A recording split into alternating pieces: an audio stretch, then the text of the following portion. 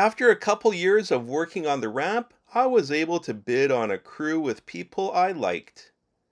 JR and I would hang outside of work, going to see bands at small venues. One of our responsibilities was to offload and load EVA airlines. EVA had reps that would carry clipboards and follow us to confirm we were loading the correct containers.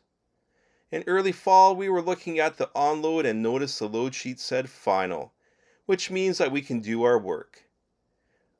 We would go to the gate, look at the cargo, and confirm everything is there. Funny, no reps around, but they trust us, so we start opening the front cargo door and bring the loader to the door.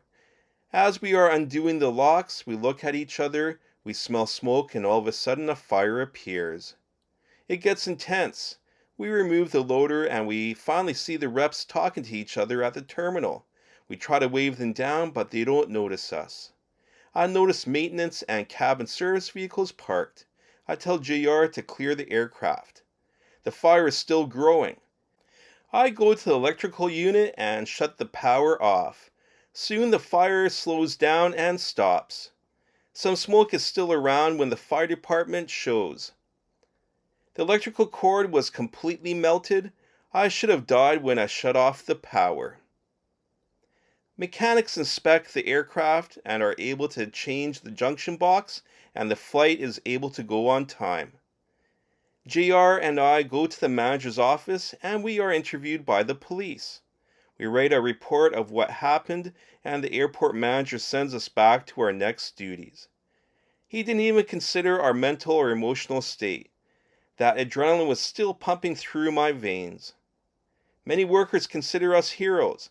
All of them were saying EVA would fly us to Taipei because we saved their company's reputation, millions of dollars preventing the aircraft from burning, and the cost of hotels, meals, missed flights, because the flight went on time.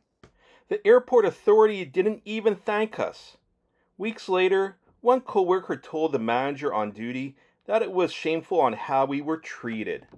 The manager gave us 2 tickets to an NBA basketball game, not even floor seats. To this day, JR and I only received a letter with half-truths. It showed the wrong time of day, and it downplayed the seriousness of the situation. We were the second paragraph of a newsletter. I did ask my boss if I could review my personal file at work. There was no history of this event happening. People react differently to life and death situations. I happened to be involved in 2 work-related scenarios. After the fire was doused out, I noticed how many workers were parked around and not helping. They were observing just like they were watching a movie.